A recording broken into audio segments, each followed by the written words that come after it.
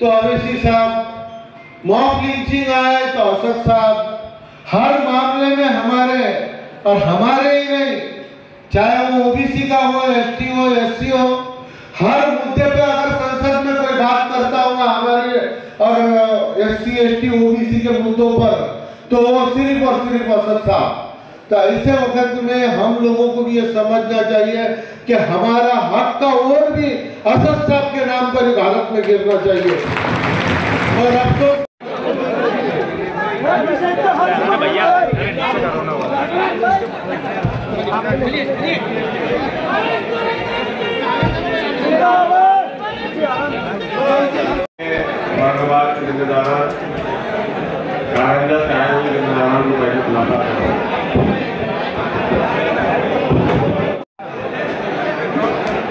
ये थोड़ा मोबाइल पीछे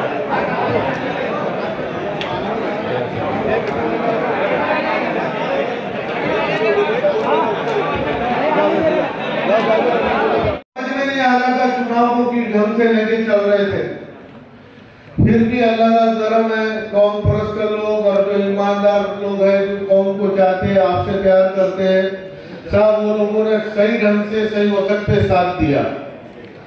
हर बात को हम मनाना चाह रहे थे कि मुसलमानों का कोई भी मुद्दा आया तो उस पर बोलने के लिए अगर कोई भारत में कोई मर्द मुजाहिद था तो वो सिर्फ और सिर्फ अज़हरुद्दीन अवैसी साहब थे। देखो, हिजाब पर बोलने की बात है। अस्सलामु अलैकुम रहमतुल्लाहि व बरकातहू। मोअज़्ज़िज़ मजलिस इत्तेहादुल मुस्लिमीन के औरंगाबाद के तमाम अरकान, सदर मोतमदीन, साबिक़ा अरकान बल्दिया, मेरे तमाम मजलिस रुफ़क़ा, इस मोअज़्ज़िज़ और तारीख़ी शहर के तमाम ज़िम्मेदारान, शहनशीन पर तशरीफ़ फरमा महाराष्ट्र के मजलिस इत्तेहादुल मुस्लिमीन के सदर मोहतरम जनाब इम्तियाज़ जलील साहब, साबिक़ा रुकन पार्लिमान मोहतरम जनाब नासिर सिद्दीकी साहब, कारंजा से तशरीफ़ लाए हाजी मोहम्मद यूसुफ कुंजानी साहब और उनके तमाम साथी जो आज यहाँ पर तशरीफ़ लाए हैं, जनाब समीर साजिद साहब, शारिफ नक्शबंदी साहब, कुनाल साहब, काका साहब काकड़े साहब, अय्यूब जागीरदार साहब, हमारी बहन मोनिका मोरे साहिबा, मोहम्मद असरार साहब। मैं सबसे पहले औरंगाबाद के इन दोनों विधानसभा के उन तमाम वोटर्स का शुक्रिया अदा करना चाहता हूं जिन्होंने मजलिस इत्तेहादुल मुस्लिमीन के उम्मीदवार जनाब इम्तियाज़ जलील साहब और नासिर सिद्दीकी साहब के हक़ में अपने वोट का इस्तेमाल किया। मैं शुक्रिया अदा करना चाहूँगा मेरी पार्टी के, जमात के उन तमाम जिम्मेदारों का, बुजुर्गों का, ख़ास तौर से हमारी सरदार माँ और बहनों का, गयूर नौजवानों का, जिन्होंने बड़ी मेहनतें की, जस्तजू की, मजलिस इत्तेहादुल मुस्लिमीन के इस इंतखाबी मुहिम में मजलिस के उम्मीदवारों को कामयाबी दिलाने के लिए। मैं जनाब यूसुफ कुंजानी साहब का भी शुक्रिया अदा करता हूं कि वो आज यहाँ पर आए और न सिर्फ आप आए बल्कि अपने साथ एक बड़ी तादाद में अरकान बल्दिया को, कॉरपोरेटर्स को मिलाकर मजलिस इत्तेहादुल मुस्लिमीन में उनकी शमूलियत इख्तियार की। ये बात सच है कि हम जो चाह रहे थे उसके मुताबिक, हमारी ऐन ख्वाहिशों के मुताबिक नतीजा नहीं आया। मगर आपको शायद नौजवानों को याद नहीं होगा, शायद 2011 या 12 था, यही हॉल था और मैं यहाँ पर इतने बड़ी तादाद में लोग नहीं बैठे थे। मैं यहाँ पर बैठा हुआ था और उस हॉल में हम जब मजलिस की शुरुआत औरंगाबाद शरीफ में कर रहे थे, तो मेरे अजीज दोस्तों और बुजुर्गों, सियासत में नशीबो फराज आते हैं, उतार चढ़ाव आते हैं, बल्कि आपको मैं याद दिलाना चाह रहा हूं कि जब 2011-12 में हमने इसी हॉल से इस बात का ऐलान किया था कि हम औरंगाबाद में मजलिस इत्तेहादुल मुस्लिमीन के परचम को लहराएंगे, और अगर उस मीटिंग में जो लोग मौजूद थे उनको याद दिला रहा हूं, मैंने उस वक्त कहा था कि जब मजलिस जिस जगह पर जाकर अपने सियासी सफर का आगाज करती है, तो जब हम अपने सफर का आगाज करते हैं तो उस सफर का खातिमा नहीं होता है, हम उस सफर को लेकर आगे बढ़ते रहते हैं। और अल्हम्दुलिल्लाह हम आज भी उस सफर पर गामजन हैं और कल भी रहेंगे इंशाअल्लाह ताला। मैं आप तमाम मजलिस के जिम्मेदारों को ये बात बताने आया हूं कि नतीजा हमारे हक में नहीं आया, मगर असदुद्दीन ओवैसी के हौसले कल भी बुलंद थे, आज भी और कल भी रहेंगे इंशाअल्लाह ताला। अगर मैं अपनी जमात, क्योंकि ये एक अवामी जलसा नहीं है, मजलिस के जिम्मेदारों की एक मीटिंग है, मैं अपने तमाम रुफ़ा से इस बात की अपील कर रहा हूं कि आप अपने हौसलों को बुलंद रखिए।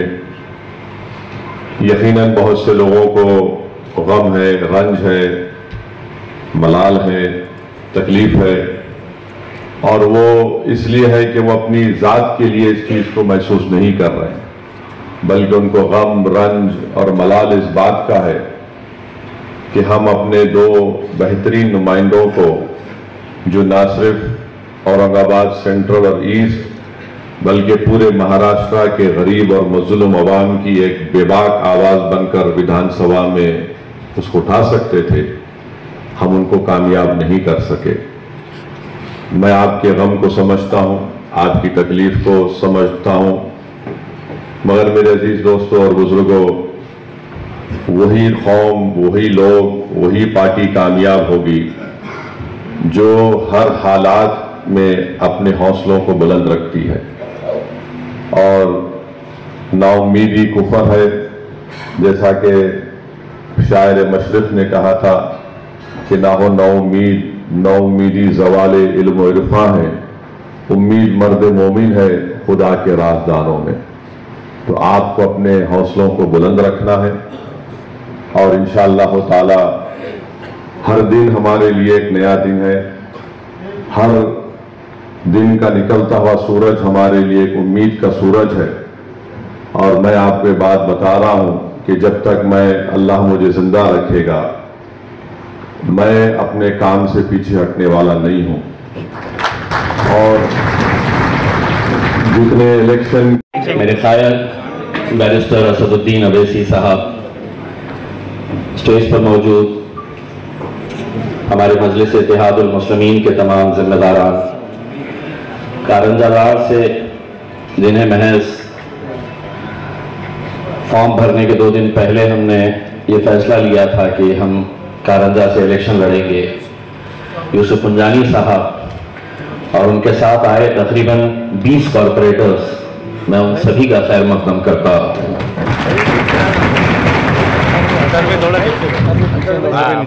घर से निकल रहा था तो पुंडलिक नगर पुलिस के कांस्टेबल खड़े थे। एट्रोसिटी का गुनाह दाखिल किया गया है थोड़ा सा मेरे ऊपर। पुलिस की तरफ से एक और केस रजिस्टर किया गया इलेक्शन के दिन का। यकीनन मुझे मालूम है ये वो समझ रहे हैं कि ओहदा चले गया तो हम डर जाएंगे। लड़ने वाली जमात का नाम मजलिस इत्तेहादुल मुस्लिमीन है। गलत रहे तो सर झुकाकर उसे कबूल करेंगे, लेकिन अगर किसी के दबाव में आकर, किसी की जोर जबरदस्ती के कहने के ऊपर अगर मुझ पर या मेरे किसी भी पार्टी के जिम्मेदारान पर अगर इस तरह का रवैया अपनाया गया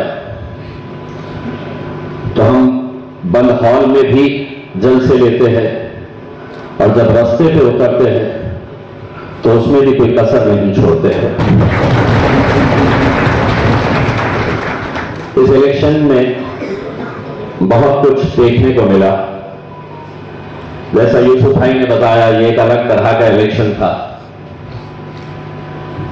कैसे कैसे नारे लगाए गए थे। एक नारा जो पूरे महाराष्ट्र के इलेक्शन के अंदर उन लोगों को मुत्तहिद करने का काम कर रहा था, वो नारा कटेंगे और बटेंगे और कटेंगे। शायद उन्हें ये बात तय था कि बट तो हम ही रहे हैं और वोट हमारे ही कट रहे हैं, वरना ना तो नासिर सिद्दीकी और ना इम्तियाज जलील की ये सीट यहां से हम हारते। दूसरों पे उंगली उठाने से पहले हमें कुछ हमारे ही अपने लोगों के ऊपर नजर डालने की जरूरत है। तब तक हम अपनी कौम का सौदा इसी तरह होता हुआ देखते रहेंगे।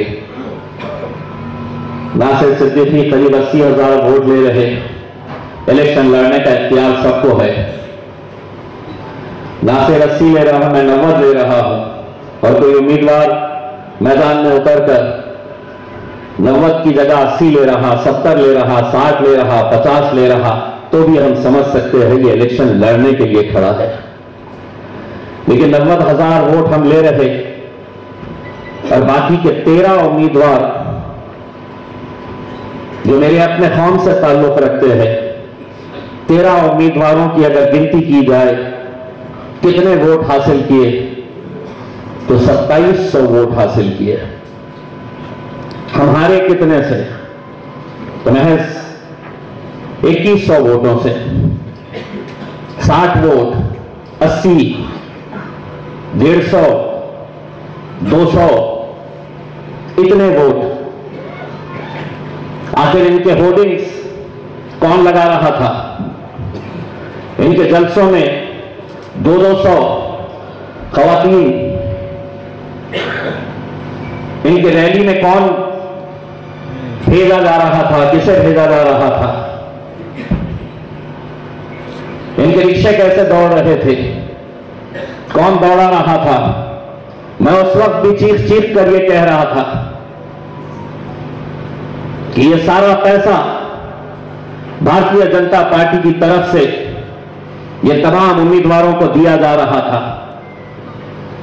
और आखिरी के 3 दिनों के अंदर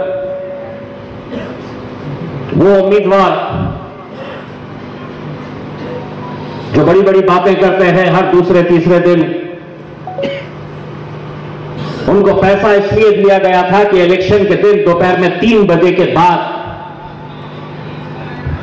मजलिस के जो गढ़ है, मजबूत इलाके हैं, वहां पर जाकर माहौल खराब करो। कभी इस बात के ऊपर गौर करिएगा, सोचिएगा कि हम कहां जा रहे हैं।